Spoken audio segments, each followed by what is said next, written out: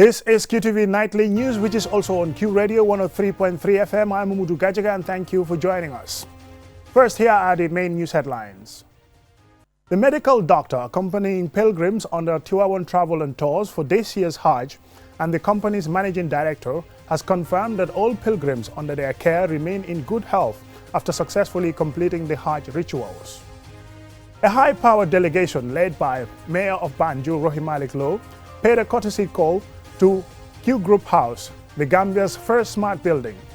The delegation included the governor of Bayelsa State, Nigeria, Due Diri, and Adama Sarr, the mayor of Kermassar North, Senegal, along with other distinguished guests. After paying a courtesy visit to Qgroup's smart house, the executive governor of Bayelsa State, Nigeria, His Excellency Senator Due Diri, continued his engagement in the Gambia with a visit to Banjul City Council, where he received a warm welcome from councillors and members of staff. The Ministry of Environment, Climate Change and Natural Resources, together with partners, has officially launched the process for the preparation of its first biennial transparency report and fourth national communication, a major step in meeting its international climate reporting commitments under the United Nations Framework Convention on Climate Change and the Paris Agreement. And in international news, Senegal's President Bassirou Diomaye Faye has announced a new 30-member government that excludes the PASTEF party led by his ousted Prime Minister Ousmane Sonko. Those were the headlines. Now the news in detail.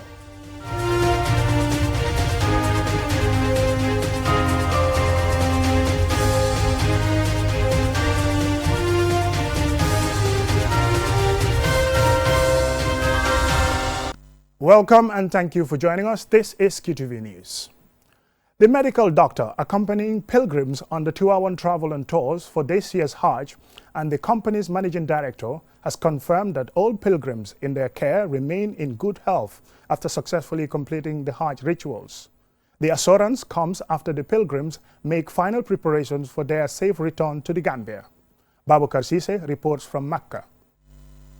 These remarks were made following a comprehensive medical assessment conducted by the team doctor who monitored the health and well-being of the pilgrims throughout the Hajj period. During the assessment, Mariama Sonko outlined some of the common medical conditions treated among pilgrims during the pilgrimage. The most common ones are the respiratory tract infections, which includes cough, runny nose, nasal congestions, fever, headache. Others come with fatigue. We have a couple of chronic diseases like hypertension, diabetes, asthmatic patients.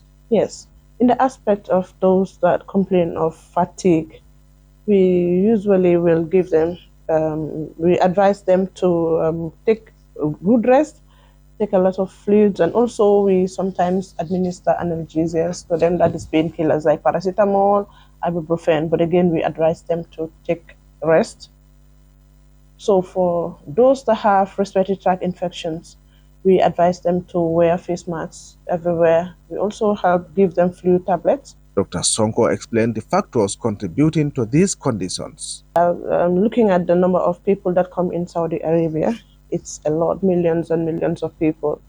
So there's a lot of congestion around. There's congestion at the Haram, there's congestion in Mina, there's congestion in Arafah. Basically, there's congestion everywhere, in the mosques, everywhere. So, and then this, when people cough, it spreads by droplets, and then people come in contact with it and catch it. So that's why respiratory tract infections are very common. Looking at the aspect of fatigue, because people are always on the go. Like I said, the Safa Marwa involves walking, the Tawaf involves walking, having to go to Jamra to throw at the devil involves walking, and then having to go for your daily prayers from whichever hotel you are to the Haram involves walking. And then this causes a lot of exhaustion, especially among the older age. While commending the pilgrims for their cooperation and adherence to medical and safety guidelines throughout the Hajj season, the Managing Director of Tiwaawan Travel and Tours, Aja Mariama Adletsi, expressed satisfaction that all pilgrims under her agency had successfully completed their pilgrimage with minimal health complications. There is no major problem today. We have any complaint from the pilgrims and from the doctors themselves. So definitely we just want to say Alhamdulillah Rabbil Alameen Let them continue to pray for us. We have prayed for them and we have continued praying for them. Let them pray for our safe return, inshallah, and assure them that all their parents and loved ones are well, mashallah. They have performed the Hajj as ordained, and hopefully they will see them very soon, inshallah. The Tivaouane travel team emphasized that effective coordination between the National Hajj Commission of the Gambia, medical personnel, tour guides, and the pilgrims themselves played a crucial role in ensuring a smooth, safe, and successful Hajj experience. Babukar Sise, QTV News, Makkatul Mukarrama. A high-powered delegation led by the mayor of Banjul, Malik Low, paid a courtesy visit to Qgroup House, the Gambia's first smart building. The delegation included the governor of Bayelsa State, Nigeria, Due Diri, and Adam Assar, the mayor of Kermassar, North Senegal, along with other distinguished guests. Yafatou Gay reports. Actually impressed with what I've seen so far. This is my dream of Africa. Inside the modern Qgroup house, the guests were welcomed warmly by Qgroup chairman Mohamed Jah and given a tour of the facility, which showcases smart technology and innovation designed in the Gambia. Welcoming the guests, Mr. Jah shared his excitement about what the project represents, not just for his company, but for the country's future.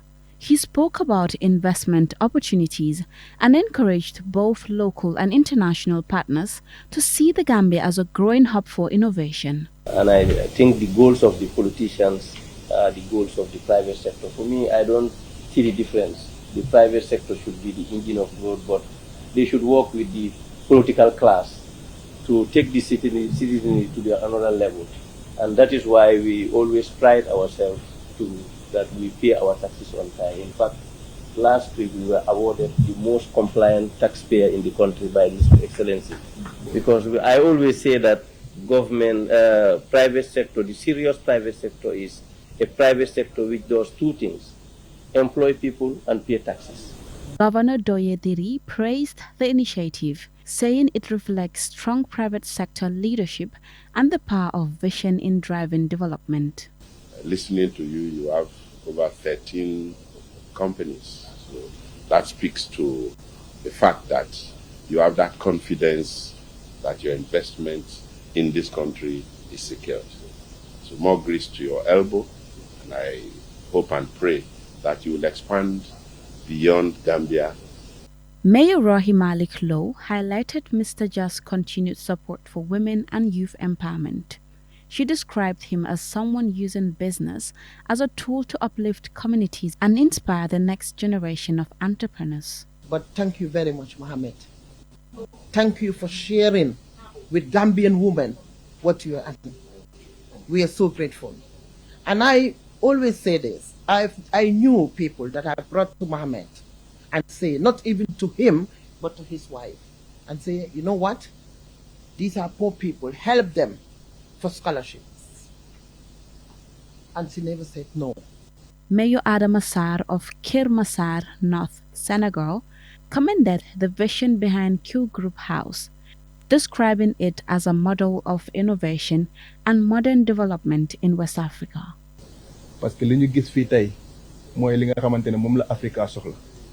This is exactly the kind of development Africa needs. I am truly impressed by what I have seen here, and I hope to see similar smart infrastructure projects replicated across the continent. The visit underscores the growing regional interest in innovation, investment and sustainable development, with Qgroup House standing as a remarkable example of what can be achieved through vision, technology and private sector leadership.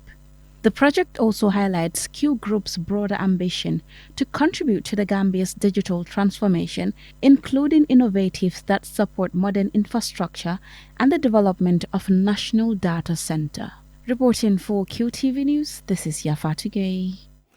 After paying a courtesy visit to the Qgroup Smart House, the Executive Governor of Bayelsa State in Nigeria, His Excellency Senator Due Diri, continued his engagement in the Gambia with a visit to the Banjul City Council, where he received a warm welcome from councillors and members of staff. Here is an excerpt.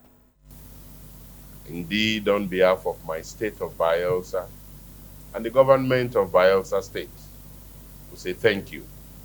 We appreciate you. And I believe that this is a window of collaboration between our state and the government of Gambia, and in particular, the city of Banjul and the city of Yenagoa. But I'm happy to be here to see the parliament, because part of my foundation is also the parliament. And the parliament at any level is what shapes government. And so if the executive arm is not doing well, the parliament is there to shape it. But one thing I know, he is somebody that I admire a lot, or most people admire a lot, for the simple reason that he empowers women and youth. You go to Bayelsa State and you will be amazed with the things that he is doing. The Ministry of Environment, Climate Change and Natural Resources, together with partners, has officially launched the process for the preparation of its first biennial transparency report and fourth national communication, a major step in meeting its international climate reporting commitments under the United Nations Framework Convention on Climate Change and the Paris Agreement. Julden Jai has the rest of that story. The project forms part of the Gambia's obligations under the United Nations Framework Convention on Climate Change, UNFCCC, and the Paris Agreement, requiring countries to regularly report on greenhouse gas emissions, climate change impacts, climate mitigation efforts, and adaptation actions. The report is funded by the Global Environment Facility, with the United Nations Environment Programme serving as the implementing agency and providing technical guidance and quality assurance throughout the process. Ndeye Fatou Job, Deputy Permanent Secretary Technical at the Ministry of Environment, highlighted the importance of the report in strengthening transparency, improving climate data management, and supporting evidence-based decision-making. The BTR process has also highlighted both achievements and remaining gaps within our national climate reporting systems. While significant improvements have been made, there is still need for continued investment in data systems.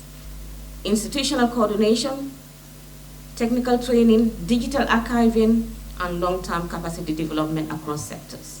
The exercise involves contributions from government ministries, technical institutions, civil society organizations, and other stakeholders whose expertise will help shape the national report.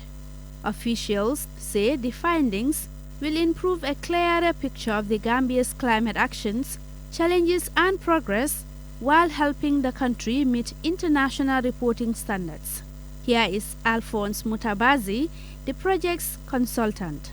Out of the above submitted and the ongoing project of the Republic of Gambia, the United Nations Environment Programme received the grant from the Global Environment Facility to support a full-sized project program, FSP, that include 25 countries, among them the Gambia, that will start in January 2027.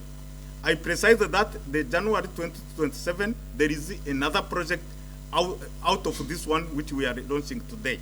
Ibrahima Jawara, the Permanent Secretary at the Ministry of Environment, says the ministry has confidence in the team assembled to lead the project. The first BTR and fourth national communication will be completed and submitted before the end of December 2026, thereby bringing the Gambia up to speed with its reporting obligations under the Convention and Paris Agreement. This is an ambitious but achievable target, and I call upon all institutions represented here today to provide the necessary data, technical inputs, and cooperation to ensure its successful realization. Following the launch, experts from the United Nations Environment Programme are expected to facilitate a 2-day capacity building workshop for members of the technical working groups and national experts participating in the drafting process. The training is aimed at equipping participants with the knowledge and tools required to produce a comprehensive report that reflects the country's climate realities and priorities. Reporting for QTV News, I am Julde Nyai. We will now go for a commercial break, and when we return, we have more national and international news stories. Do stay tuned.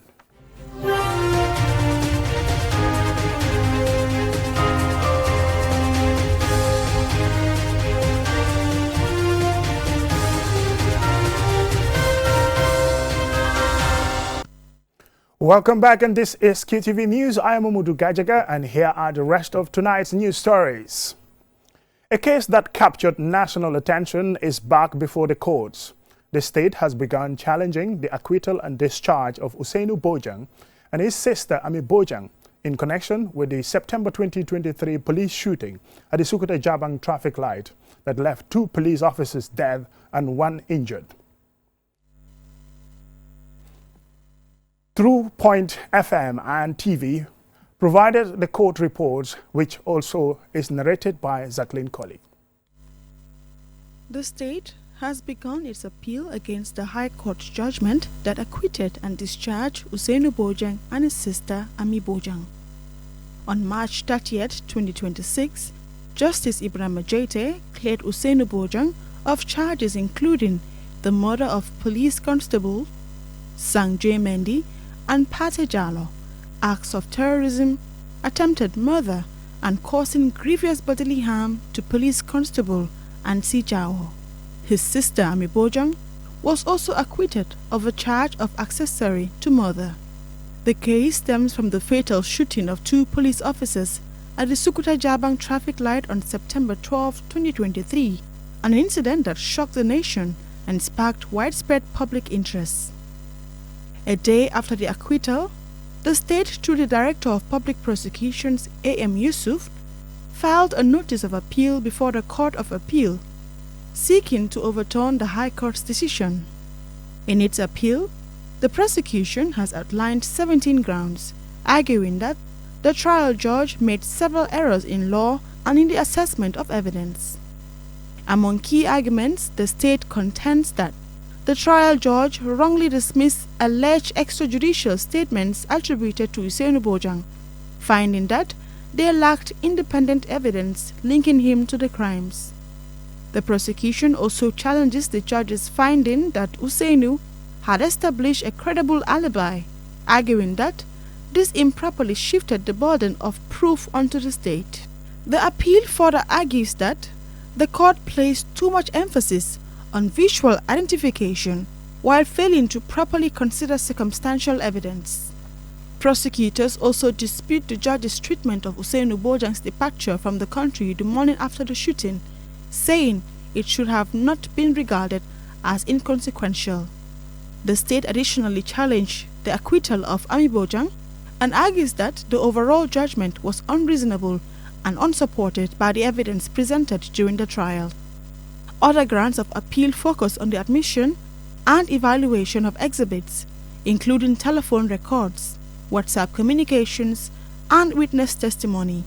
The Court of Appeal is expected to consider the state's arguments as proceedings continue in one of the country's most closely watched criminal cases. Court details were provided by Nicholas Bass of True Point FM and TV. Reporting for QTV News, I am Jacqueline Colley. From that report, now to international news.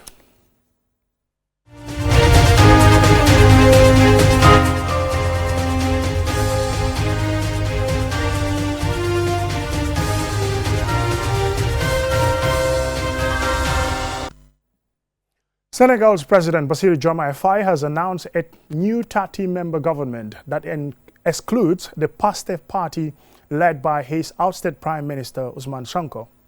Faye's announcement came in a live television broadcast less than 2 weeks after he fired his former ally Sonko and dissolved the cabinet. Jacqueline Colley tells us more. Ousmane Sonko and President Bassirou Diomaye Faye fell out amid political and economic turbulence linked to, amongst matters, Sonko's position on the International Monetary Fund-backed debt restructuring plan. After Sonko's dismissal from his role as Prime Minister last week, lawmakers rebelled, backing Usman Sonko as a National Assembly member, eventually electing him as President and Speaker of the National Assembly. The role has been widely described as the second most powerful position in Senegal. Following Sonko's removal, Faye named senior economist Ahmadou Al-Aminu Mohamed Lo as Prime Minister, saying he has the expertise to direct Senegal out of its crippling debt. Meanwhile, Sonko announced on Monday that Pastef will not be a part of the new government, deepening the country's political crisis. In a post on X, he said points of disagreement emerged in discussions with Faye on Monday about the future role of the party, which holds a large parliamentary majority. Pastef currently holds 130 out of 165 seats in the National Assembly. A few days before this announcement, Bassirou Diomaye Faye made a one-day visit to the Gambia. The political situation comes as Senegal tries to navigate a crisis stemming from the discovery in 2024 of misreported debt by the previous government. The IMF froze its $1.8 billion lending program with Senegal following the discovery, which pushed the country's end 2024 debt level to 132% of its economic output. Senegal expects to resume talks with the IMF this month. Reporting for QTV News, I'm Jacqueline Colli. Also in international news, Ghana is opening its doors wider to the rest of Africa. All African passport holders will now be able to enter the country visa-free. After Benin, the Gambia, Rwanda and Seychelles, the move makes Ghana the 5th African country to adopt such a policy. It's also been widely welcomed, however, as CGTN's Nabil Ahmed Rufai reports from Accra, questions remain about implementation and security. Thousands of passengers move through Accra International Airport every day, but this number may soon rise in the coming months and years after the government launched its first electronic visa application system, which is free for people holding African passports. The country's president says it's not just a move for Ghana, but for all of Africa. We're giving practical expression to the long-held aspiration that Africans should be able to move freely within their own continent with dignity, opportunity, and purpose. The visa-free arrangement took effect on May 25, coinciding with Africa Day celebrations. The government says the policy will promote trade, tourism, and African integration. Intra-Africa trade is the lowest when compared to the other continents, just around 15%. With this new visa regime opening Ghana up for business, we hope that it will boost trade. For many Africans who travel to Ghana, they believe the visa-free system is a good idea. It's going to help, Africans to be together, to be able to enter Ghana without paying any visa fees. So we have been it has been so helpful for all of us. So we are so happy. But there are concerns that while the policy could boost free movement of people from across Africa, it opens Ghana up to security risks. Security remains our top priority, and this platform ensures that security is smarter than ever before. Before a traveler even boards a plane, we already know who is coming. We assess the risks early, we identify threats early, and we act early. Authorities say travelers will continue to go through screening and identification procedures despite the relaxed entry rules. Nabil Ahmed Rufai, CGTN, Accra, Ghana. And now, for football lovers, a reminder that the FIFA World Cup is only 9 days away. As we get closer to the kickoff, we shall be looking at the prospects for Africa's 9 representatives. And stay tuned before those special reports would come here on QTV News. Now, before we end, here is a recap of our main news headlines. The medical doctor accompanying pilgrims on the Tiwawon travel and tours for this year's Hajj and the company's managing director has confirmed that all pilgrims in their care remain in good health after successfully completing the Hajj rituals. A high-powered delegation led by the mayor of Banjul, Malik Low, paid a courtesy visit to Qgroup House, the Gambia's first smart building. The delegation included the governor of Bayelsa State, Nigeria, Due Diri, and Adama Sarr, the mayor of Kermassar North, Senegal, along with other distinguished guests. After paying a courtesy visit to the Qgroup Smart House, the executive governor of Bayelsa State, Nigeria, His Excellency Senator Due Diri, continued the engagements in the Gambia with a visit to Banjul City Council, where he is received and warmly welcomed by councillors and members of staff. The Ministry of Environment, Climate Change and Natural Resources, together with partners, has officially launched the process for the preparation of its first biennial transparency report and fourth national communication, a major step in meeting its international climate reporting commitments under the United Nations Framework Convention on Climate Change and the Paris Agreement.